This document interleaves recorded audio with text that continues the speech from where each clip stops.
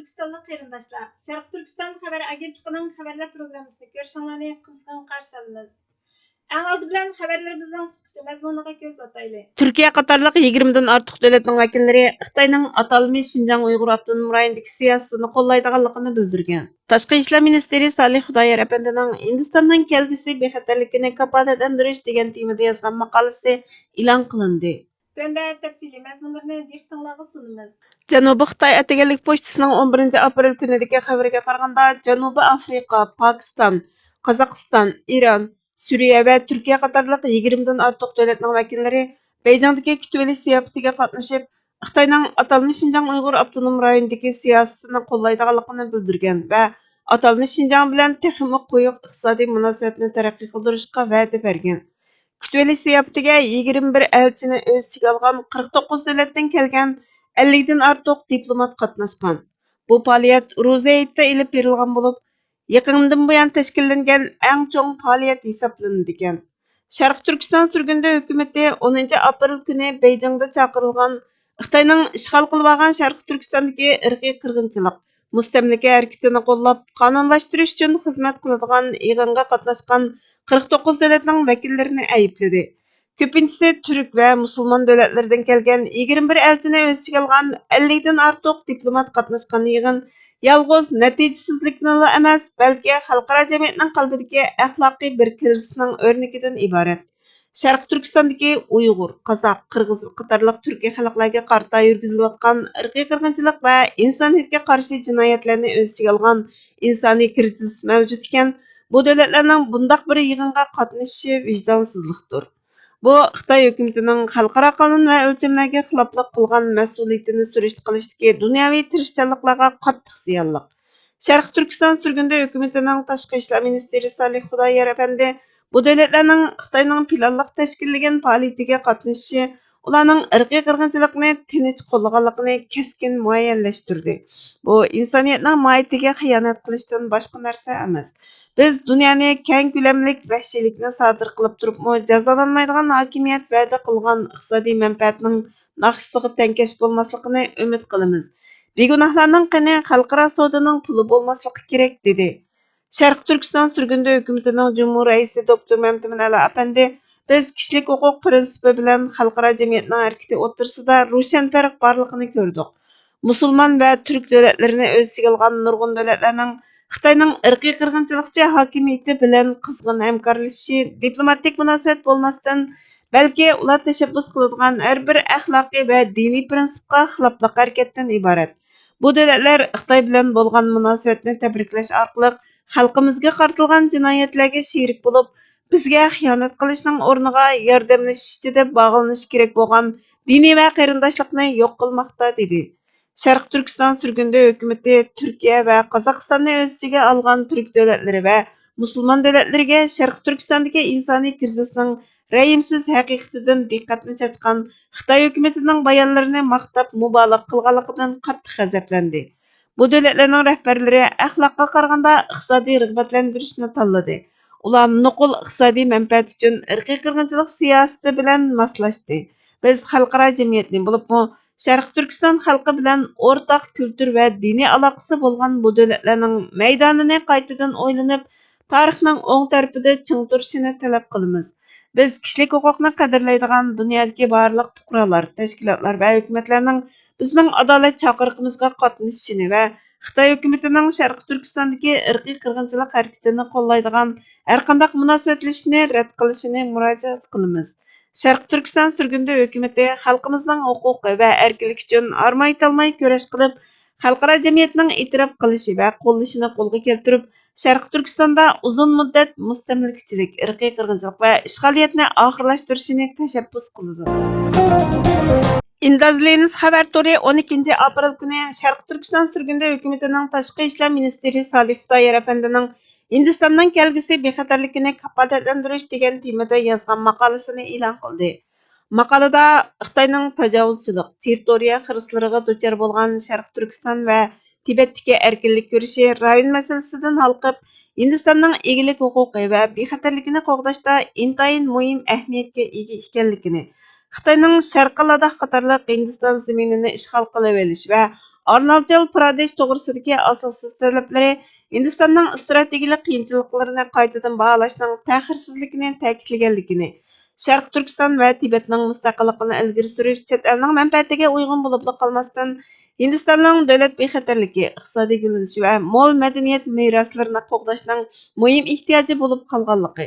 Hindistonning atalmish Şinjan va Tibet bilan bo'lgan tarixiy aloqasi necha ming yildan buyon taraqqiy qilgan sonsizlagan madaniyat, iqtisod va kultur almashtirishni asos qilganligini, bu uzoq muddatlik bog'lanishning o'zaro cho'nqur ta'sir shakllantiradiganligini, Budda dinining Hindistondan atalmish Şinjan va Tibetga tarqalishi bu quyuq munosabatning isboti bo'lib, u ma'naviy almashtirishniلا emas, balki san'at, adabiyot va o'rtaq madaniyat qimmat qarashining o'zaro giralashganligiga vakillik qiladiganligini, bu merosning hozir Osmon Osiyo va zulmga duch kelayotgan rayonlarning madaniyat kimligining muhim tarafi ekanligini, tarixdagi mo'l o'zaro ta'sir ko'rsatishning 1949 yildan keyingi voqealarning ta'siriga ko'rinarli uchraganligini, ayni vaqtda Xitoyning atalmish Şinjan va Tibetga tajovuz qilishi va mustamlikasi asrlar bo'yi davomlashib kelayotgan o'zaro aloqaga zo'r o'zgarishlarni elib kelganligini, Hindistonning Sharq Turkiston va Tibetning mustaqillik harakatini qo'llash ehtiyoji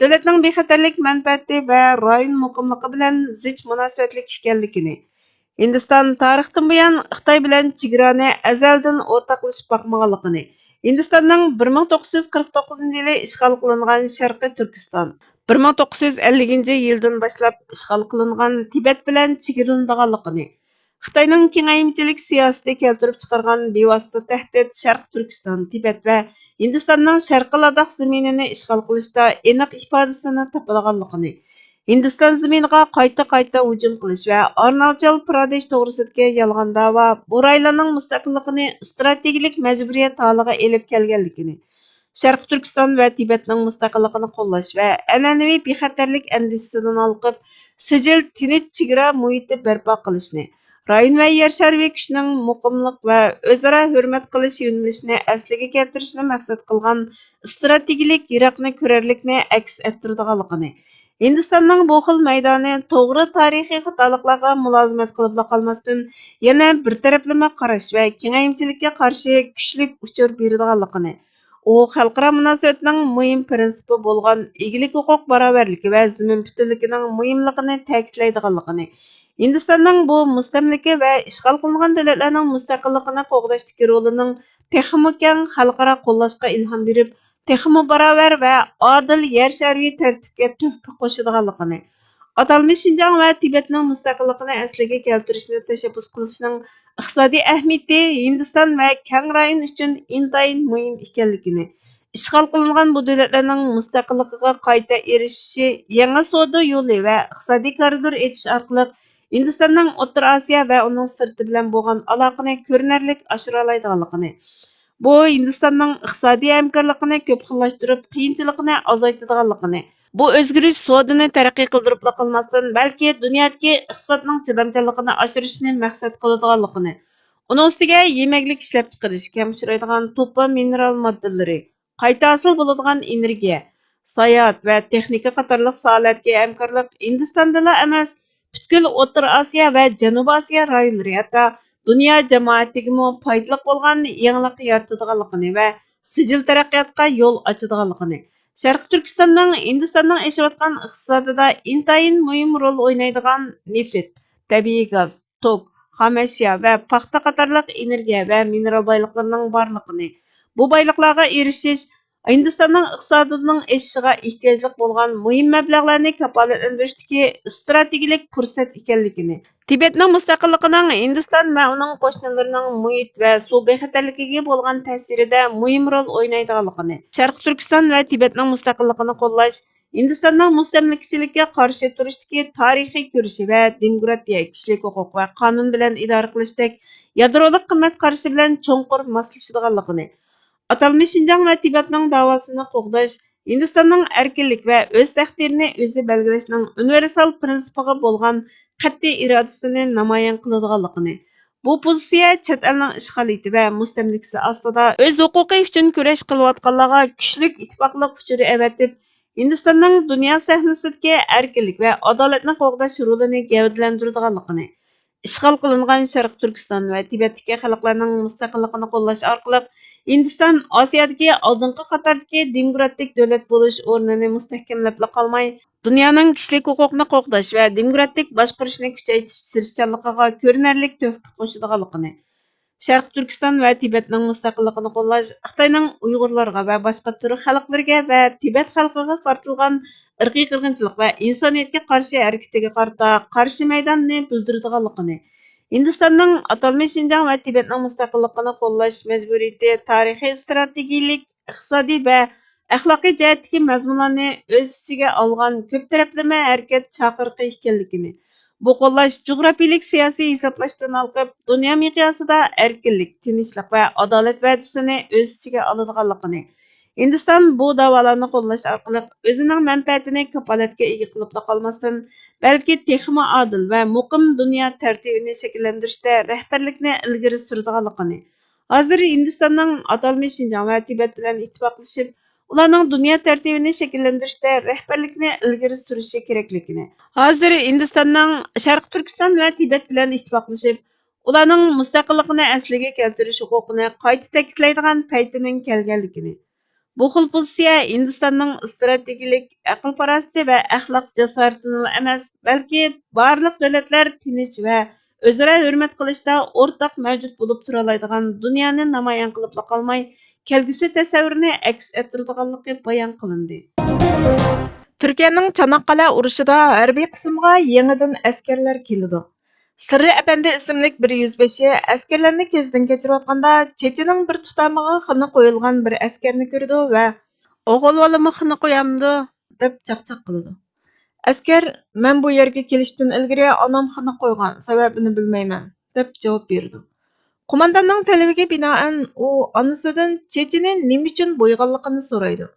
Onasi maktubda shundoq yozadi: "Ey ko'z nurim Hasan, İçimde yalqındek yanıvatqan vatan muhabbeti turib, biz kentimizde rahat o'tira olamdik.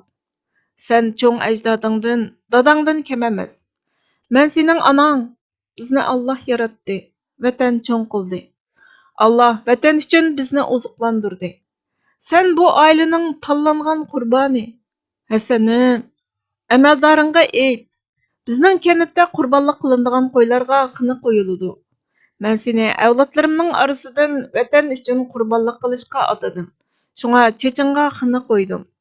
Alakmulla, Alloh seni İsmail payg'ambarning yo'lidan ayirmasin. Farishtalar seni hozirdan boshlab rahmat bilan aslaydi. Anang Xadijadan." Bugungi xabarlarimiz bu yerda oxirlashdi. Bizga vaqt ayirganingiz uchun ko'p rahmat. Kelar qitimqi programmamizda ko'rishguncha Allohga omonat bo'lgaysizlar.